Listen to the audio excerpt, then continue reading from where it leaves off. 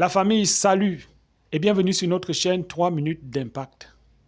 Aujourd'hui, certains pasteurs ou alors certains apôtres ou prophètes qui ont des grands ministères ne cherchent même pas à réfléchir qui sera mon successeur, je vais prendre mon successeur ou ainsi de suite. Certains, la plupart, disent directement que le successeur ou alors leur successeur sera un membre de famille, soit leur enfant, soit un cousin, soit en fait que la succession reste dans la famille.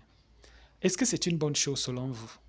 Aujourd'hui, nous allons regarder une vidéo, la vidéo du pasteur Marcelo Tunasi, où il répond à ce genre de questions. Et il répond en parlant de lui-même, en enlevant le voile sur sa succession.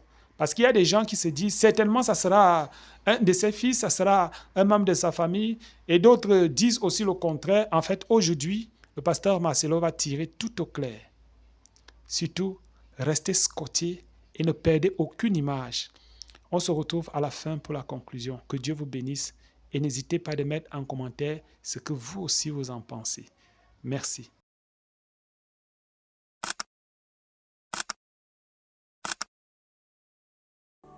Voici les choses qui vont arriver dans le futur. L'Église va grandir. Cette Église va attirer des gens de toutes sortes, beaucoup de grandes personnalités, beaucoup de grands hommes et femmes vont venir. Beaucoup d'entre vous vont devenir très très grands.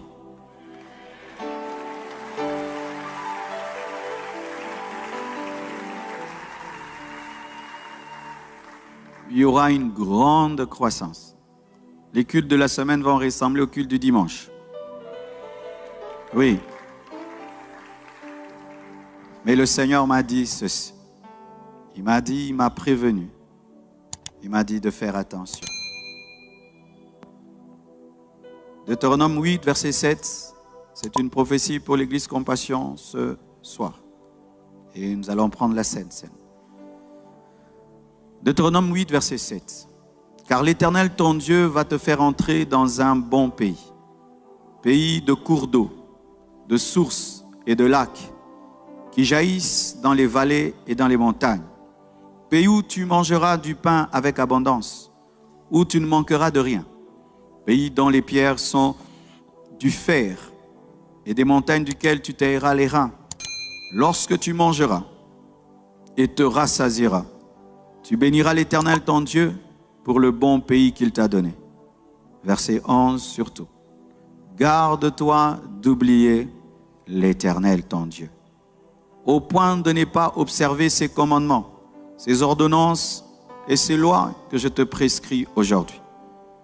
Lorsque tu mangeras et te rassasieras, lorsque tu bâtiras et habiteras des belles maisons, lorsque tu verras multiplier ton gros et ton menu bétail, s'augmenter ton argent et ton or, et s'accroître tout ce qui est à toi, prends garde que ton cœur ne s'enfle et que tu n'oublies l'Éternel ton Dieu, qui t'a fait sortir du pays d'Égypte, de la maison de servitude, qui t'a fait marcher dans ce grand et affreux désert où il y a des serpents brûlants et des scorpions, dans des lieux arides et sans eau, et qui a fait jaillir pour toi de l'eau du rocher le plus dur.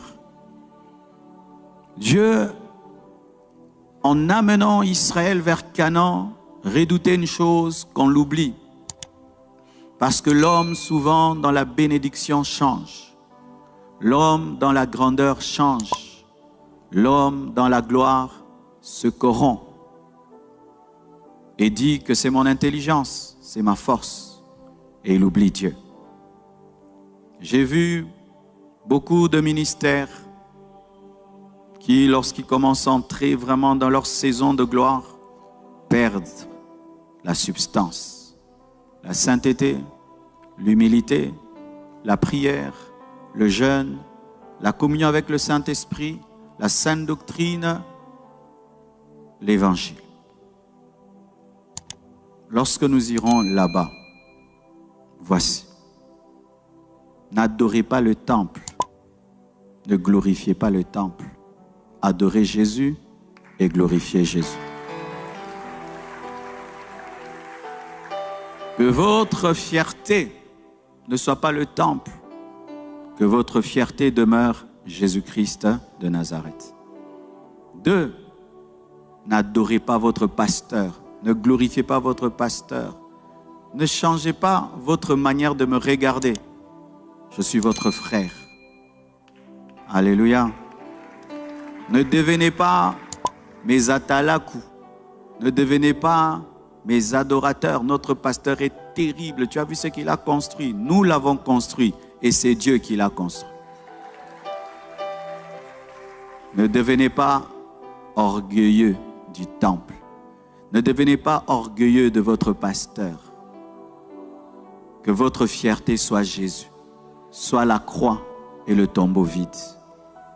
Alléluia. Ne venez pas avec fierté. Ne parlez pas avec d'autres fidèles des autres églises avec arrogance, avec suffisance. Ne regardez pas les fidèles des autres églises avec dédain. Ne parlez pas dans la société avec dédain.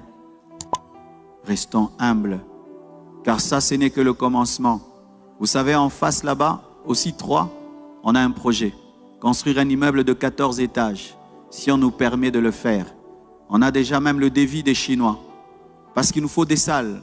Le temple là est bien, mais il y a un problème, il n'y a pas assez de salles annexes pour les formations, pour les codimes, pour la bibliothèque, pour l'infirmerie, pour le guest house des missionnaires. Il nous faut vraiment une longue tour.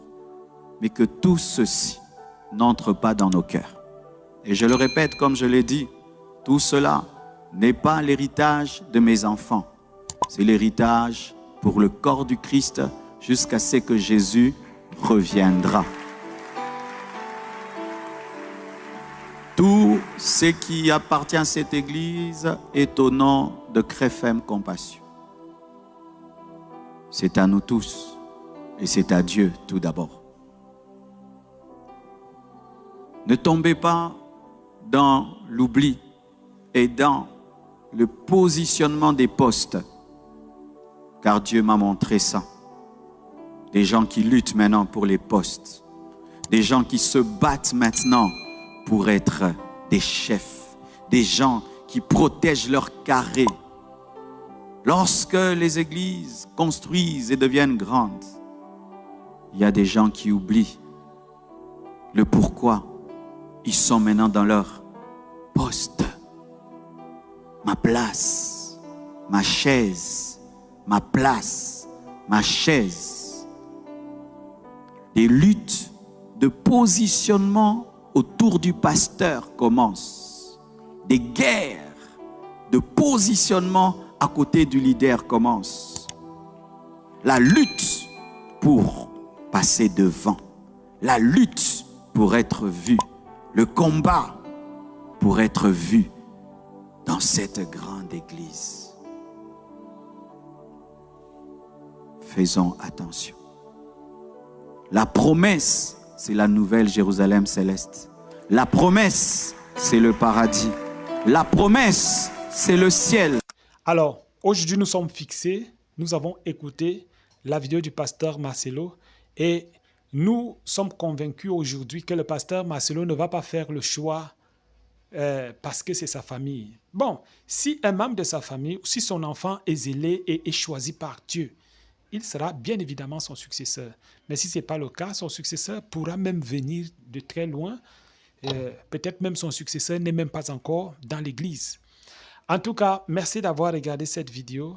Dites-nous aussi en commentaire ce que vous en pensez. Est-ce que si vous êtes pasteur, vous permettrez que quelqu'un vienne d'ailleurs pour prendre votre place après que vous soyez mort, ou alors la succession va se passer au sein de votre famille? En tout cas, c'est avec beaucoup de plaisir que je vous dis à la prochaine pour une prochaine vidéo. Shalom.